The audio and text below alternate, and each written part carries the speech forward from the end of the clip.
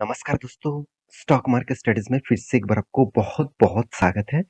तो आज यहाँ पे मैं डिस्कशन करूँगा एक ऐसे कंपनीज़ के बारे में जो देखा जाए तो 20 बार से भी ज़्यादा 20 से 30 बार से भी ज़्यादा कंपनी आपको डिविडेंड दिया हुआ है। साथ ही साथ बोनस भी बहुत बार दिया, स्प्लिट भी किया, बायबैक भी लेके आया, तो बहुत सारा एक्स्ट्रा बेनिफिट इस कंपनी ने आपको दिया।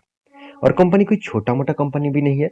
कंपनी एक देखा जाए तो ब्लू चिप सॉरी एक लार्ज कैप टाइप कंपनी है और कंपनी उस सेक्टर में एक लीडिंग पोजीशन में भी है।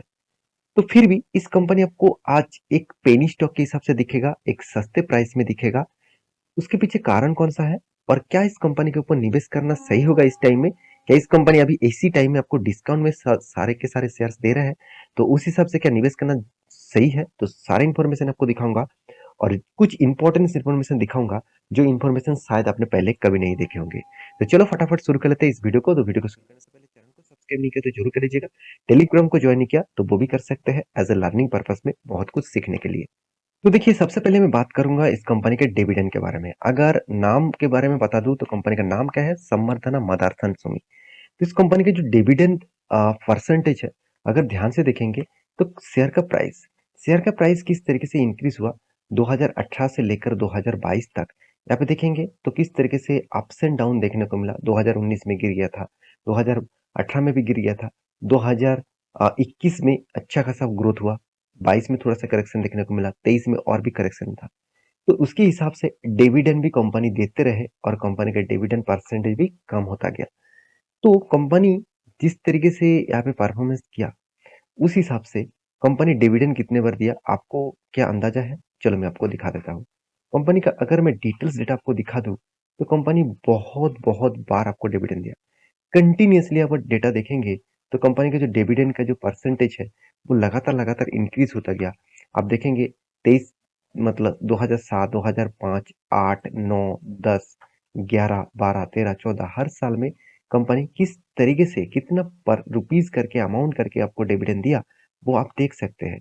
2022-23 तक भी कंपनी आपको डिविडेंड दिया। अगर इस कंपनी का डिविडेंड यील्ड के बारे में बात करूँ तो उतना शायद आपको खास परफॉर्मेंस ना दिखे, मगर कंपनी एक्स्ट्रा बेनिफिट के हिसाब से आपको बोनस दिया। कितने बार बोनस दिया आप देख सकते हैं।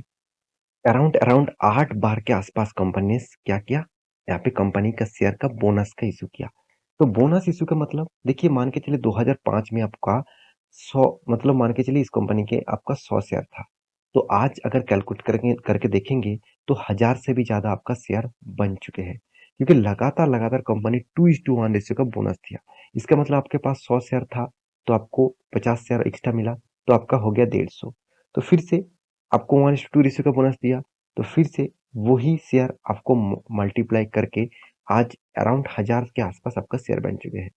तो क्या इस शेयर स्प्लिट बोनस डिविडेंड के चक्कर में निवेश करना चाहिए? तो इस कंपनी में स्ट्रेंथ क्या है, वो देखना सबसे ज़्यादा ज़रूरी है। चलो वो मैं आपको दिखा देता हूँ। सबसे पहले मैं एक रिपोर्ट आपके सामने पब्लिश कर रहा हूँ, जो ऑफिशियली वेबसाइट से ही डाउनलोड करके रखा हूँ। ये मेरा कोई खुद का डेटा नहीं है, ये ऑफिशियली आप बीएससी एनएससी के ऊपर जाकर खुद डाउनलोड कर सकते हैं। तो आप देख सकते हैं प्रोडक्ट वाइज कंपनी का ग्रोथ कहाँ से हुआ। देखिए कंपनी के जो प्रोडक्ट वाइज है, कंपनी के जो बिजनेस चलते हैं, यहाँ पे पॉलीमर एंड मॉड्यूल्स के ऊपर कंपनी 48% का बिजनेस करते हैं। वायरिंग डिपार्टमेंट में कंपनी का बिजनेस होता है 28% के आसपास और विजन सिस्टम के ऊपर कंपनी 20% और अदर्स के ऊपर 4% के आसपास।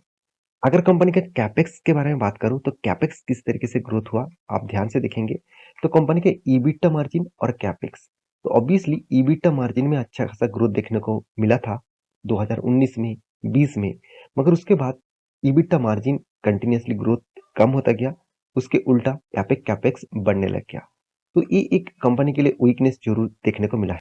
अगर इस कंपनी के रेवेन्यूज के बारे में बात करूं तो कंपनी देखिए 2021 से लेकर 2022 तक कंपनी की जो जर्नी है वो पॉजिटिव में रहा हुआ है। तो कंपनी का देखिए जो डिविडेंड इनकम है वो भी हर साल में इंक्रीज होता जा रहा है। इसलिए मैं बार-बार बोलता हूँ कंपनी अच्छा खासा यहाँ पे डिविडेंड पे आउट कर चुके हैं। अगर कंपनीज के ऑर्डर विन्स के बारे में बात करूँ मतलब कंपनी को किस तरीके से ऑर्डर मिला और कितना पेंडिंग है ऑर्डर। तो कंपनी के जो ऑर्डर्स है, चाहे वो ईवीज हो, चाहे वो अदर्स व्हीकल्स हो, तो मुझे इस कंपनी का स्ट्रेंथ यहाँ पे सबसे ज़्यादा पॉजिटिव लगा। क्यों? क्योंकि देखिए कंपनीज़ का जो न्यू ऑर्डर है, वो 4.7 बिलियन यूरोज़ है। और अगर मैं उसी तरीके से ऑर्डर बुक्स को यहाँ पे देख सकते हैं, ऑर्डर्स बुक को मैं कंप्लीट देखूँ, तो कितना ऑर्डर बुक कंपनी कंप्लीट कर चुके हैं। देखिए, न्यू ऑर्डर मतलब कंपनी को इतना ऑर्डर मिला और टोटल ऑर्डर बुक कितना कंप्लीट किया? 16.1 बिलियन यूरोज़। तो इसका मतलब कंपनी का जो ऑर्डर बुक है, वो बहुत अच्छी तरीके से यहाँ पे ग्रोथ हुआ।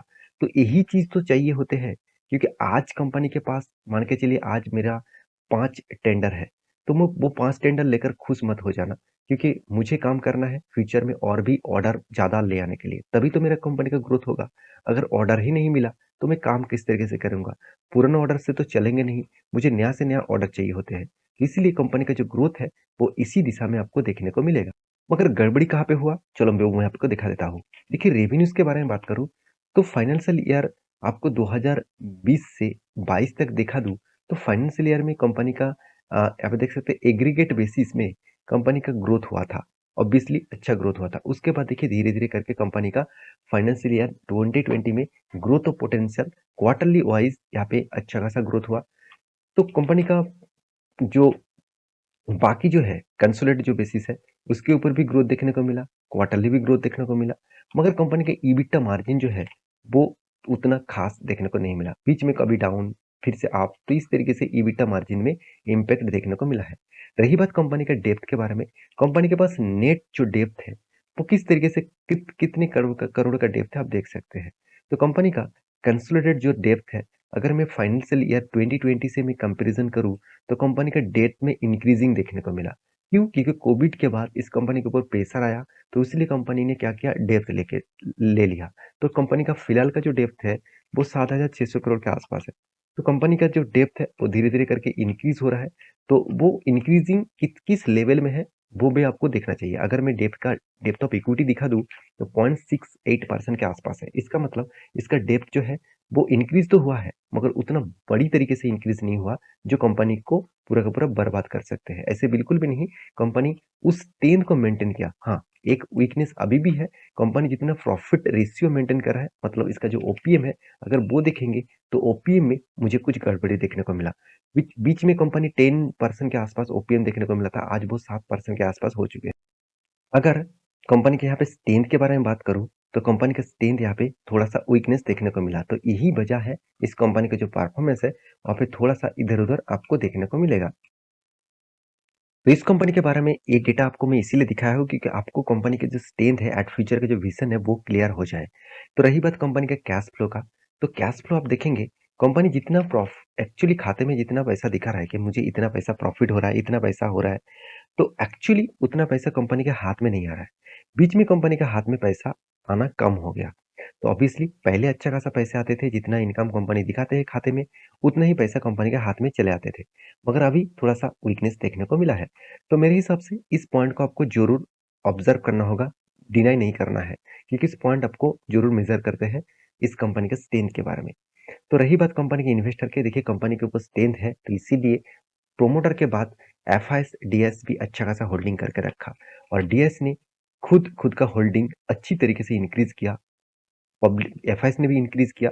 यही बात मैं आपको बार-बार बोलता हूँ कि एफआईएस और डीएस और पब्लिक इस सारे पॉइंट्स को भी से देखना चाहिए कि इंस्टीट्यूशन किस तरीके से उसके ऊपर इंक्रीजिंग कर रहा है। तो अच्छा खासा यहाँ पे इंक्रीजिंग इंस्टीट्यूशन के माध्यम से देखने को मिला है। तो सारे पॉइंट ऑफ व्यू से मैं ज़रूर कहूँगा इस कंपनी में स्ट्रेंथ है एज़ अ लॉन्ग जर्नी के लिए। शॉर्ट टर्म में सोचेंगे तो आप कहेंगे सर शॉर्ट टर्म में कंपनी लॉस किया। अगर लॉन्ग टर्म में देखेंगे तो 10 साल में कंपनी आपको 13% रिटर्न दे चुके थे। इसका अगर चार्ट पैटर्न मैं आपको दिखा दूँ तो आपको कुछ अ, ऐसा परफॉर्मेंस दिखेगा जो शायद आपने ना देखे होंगे। कंपनी 94,000% के आसपास रिटर्न दिया। अगर यहाँ पे करेक्शन देखने को ना मिला होता ना, तो कंपनी 1,50,000% से भी ज़्यादा रिटर्न दे चुके होते। तो कंपनी का जो स्ट्रेंथ है आप देख सकते हैं किस तरीके से ग्रोथ हुआ, किस तरीके से। देखिए आप कहेंगे सर यहाँ पे बड़ा-सा क्रैश देखने को मिला, ऐसे क्रैश पहले भी हुआ था, यहाँ पे भी हुआ था, यहाँ पे भी हुआ था, यहाँ पे भी हुआ था और यहाँ पे फिर से हुआ। तो ये जो क्रैश है आपको छोटा-मोटा लग रहे होंगे, कोई छोटा-मोटा क्रैश नहीं है। टॉप लेवल से अगर मैं डाउन लेवल तक देखूँ तो 70 से 80% तक क्रैश हो चुके थे। इस बार भी कंपनी का 40% से 50% के आसपास क्रैश देखने को मिला। तो अगर आप मेरे ओपिनियन जानना चाहेंगे इस कंपनी के बारे में, तो मैं बहुत पुराना निवेशक हूँ इस कंपनी के ऊपर और मेरा देखा जाए तो हायर लेवल में भी इन्वेस्ट है। तो यहाँ पे मुझे लॉसेस चला है, मगर मेरा लोअर लेवल में भी इन्वेस्ट है, तो इसलिए मेरे एवरेज अभी न्यूट्रल में है। तो मैं इस कंपनी के ऊपर लॉन्ग जर्नी के लिए सोचूँगा। आपका क्या राय है? मुझे ज़रूर कमेंट करना और कोई भी अगर ट्रेडिंग प्लेटफ़ॉर्म मतलब कोई भी ट्रेडिंग अगर चार्ट बनता है, तो मैं आपके साथ ज़रूर शेयर करूँगा। तो ये था कुछ क इस कंपनी का डिटेल्स। तो मेरे इस वीडियो से आपको कुछ इन्फॉर्मेशन अच्छा मिले तो प्लीज़ लाइक करना, चैनल को सब्सक्राइब भी करना। मिलते हैं नेक्स्ट वीडियो में, तब तक के लिए अच्छे से रहिए, अपना ख्याल रखिए। Bye bye.